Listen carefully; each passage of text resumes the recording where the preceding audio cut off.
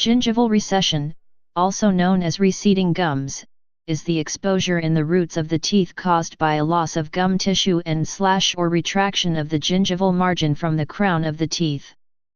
Gum recession is a common problem in adults over the age of 40, but it may also occur starting from the age of a teenager, or around the age of 10. It may exist with or without concomitant decrease in crown-to-root ratio, recession of alveolar bone. Classification. Various classifications have been proposed to classify gingival recession, Miller's classification system being the one that is most widely followed. Many cases which are encountered in daily clinical practice cannot be classified according to the criteria of the present classification systems. Kumar and Masamati's classification system gives a comprehensive depiction of recession defect that can be used to include cases that cannot be classified according to present classifications. A separate classification system for palatal recessions, PR, has been given. A new comprehensive classification system classifies recession on the basis of the position of interdental papilla and buccal/lingual/palatal recessions. Kumar and Masamati's classification system tries to overcome the limitations of Miller's classification. Causes. There are many possible causes for gingival recession. By far the most common cause is gum disease, periodontal disease. Overaggressive brushing is often assumed to cause gum recession. However, a systematic review of the literature concludes that the data to support or refute the association between tooth brushing and gingival recession are inconclusive. A subsequent study found horizontal tooth brushing technique versus base technique or circular methods, medium hardness toothbrush use and brushing only once daily were associated with gingival recession. Improper flossing, i.e., flossing too roughly or aggressively, which may cut into the gums. Hereditary thin, fragile or insufficient gingival tissue predisposes to gingival recession. Dipping tobacco, which affects the mucous membrane lining in the mouth and will cause receding gums over time. Self-inflicted trauma, such as habits like digging a fingernail or pencil into the gum. This type of recession more commonly associated with children and persons with psychiatric disorders.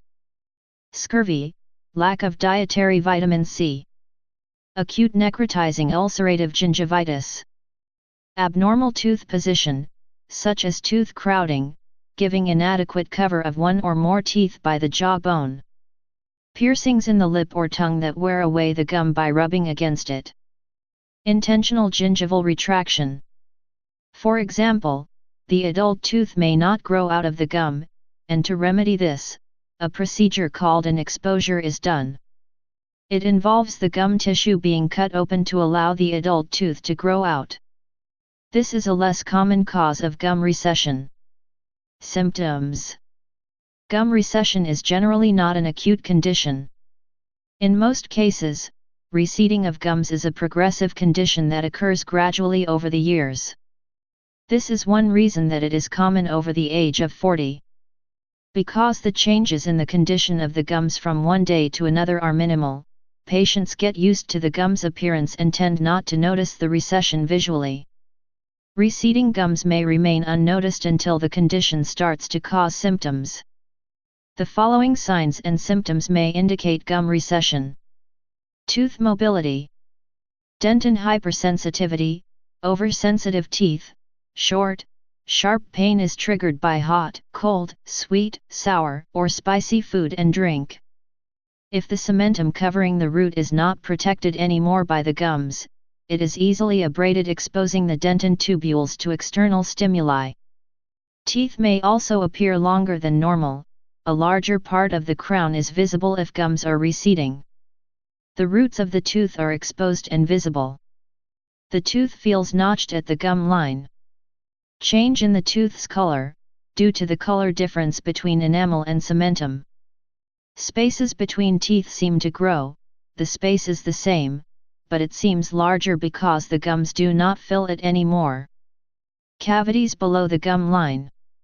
If the gum recession is caused by gingivitis, the following symptoms may also be present: puffy, red, or swollen, inflamed gums, gum bleeding while brushing or flossing, bad breath, halitosis. In some cases, it is the treatment of gingivitis that reveals a gum recession problem that was previously masked by the gum swelling. Treatment. Treatment should start with addressing the problem that caused the gum recession. If overactive brushing is the cause, the patient should consider purchasing a softer toothbrush and use a more gentle brushing technique. If poor plaque control was a contributing factor, improved oral hygiene must be performed, combined with regular professional dental cleanings as prophylaxis. If severe calculus, tartar, was the cause, then a procedure called scaling and root planing may be necessary to clean the teeth and heal inflammation in the gingiva, gums. If malocclusion, incorrect bite, was a factor, an occlusal adjustment, bite adjustment, or bite splint may be recommended. If cause-specific measures are insufficient, soft tissue graft surgery may be used to create more gingiva. The tissue used may be autologous tissue from another site in the patient's mouth, or it can be freeze-dried tissue products or synthetic membranes. New research is focused on using stem cells to culture the patient's own gums to replace reseeded gums. Gingival grafting. Depending on the shape of the gum recession and the levels of bone around the teeth, areas of gum recession can be regenerated with new gum tissue using a variety of gum grafting periodontal plastic surgery procedures performed by a specialist in periodontics, a periodontist. These procedures are typically completed under local anesthesia with or without conscious sedation, as the patient prefers. This may involve repositioning of adjacent gum tissue to cover the recession, called a pedicle graft, or use of a free graft of gingival or connective tissue from the roof of the mouth, called a free gingival graft or a subepithelial connective tissue graft. Alternatively, a material called acellular dermal matrix, processed donated human skin allograft, may be used instead of tissue from the patient's own palate. Growth factor techniques. Recent advances have seen the introduction of platelet-derived growth factor, PDGF, infused bone graft material.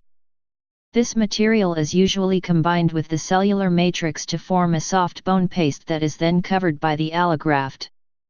The development of this type of bone and tissue cellular matrix, also known as orthofiller, results in greater osseointegration with the patient's healthy bone and soft tissue. Healing from such procedures requires 2-4 weeks.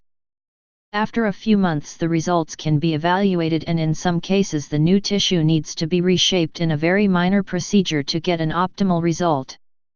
In cases where recession is not accompanied by periodontal bone loss, complete or near complete coverage of the recession area is achievable. Please subscribe and thanks for watching.